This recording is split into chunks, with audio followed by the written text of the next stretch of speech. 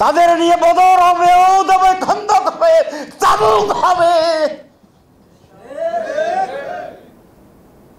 এবং ইনশাআল্লাহ বাংলাদেশে পরিপূর্ণভাবে ইসলাম কায়েম হবে।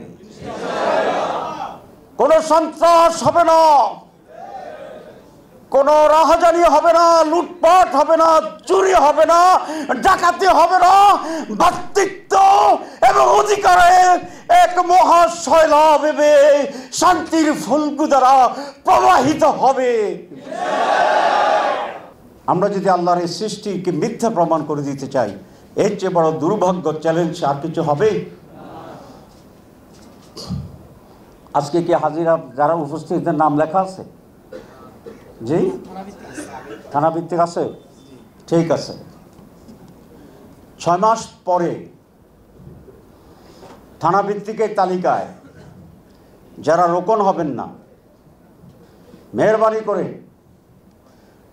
সিটি আমিরের সাথে এসে দেখা করে যাবেন। সিটি আমিরের উপর অনেক বড় দায়িত্ব বোঝা দিয়ে গেলাম, কত শত লোক যে দেখা করে আল্লাহ ভালো জানেন। জি, লাগবে না।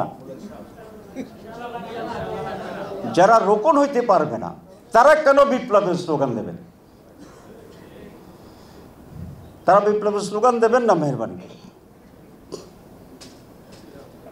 যারা সামান্য রোকন হইতে পারে না, আগে কি বলছি?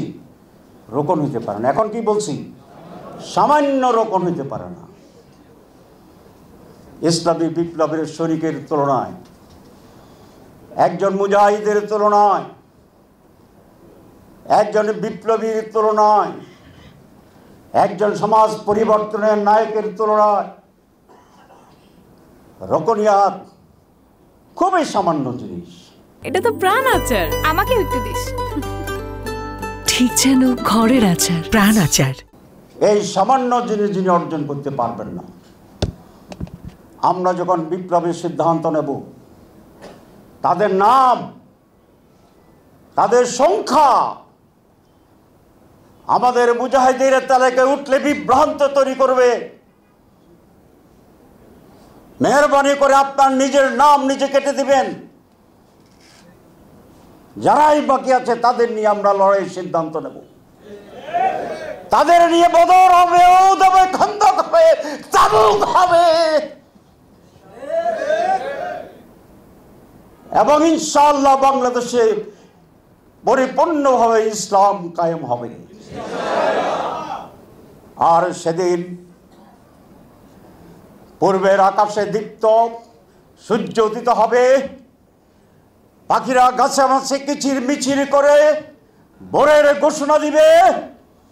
মানুষ নারী পুরুষ নির্বিশেষে মসজিদে আল্লাহর কাছে সিজদার জন্য একত্রিত হবে।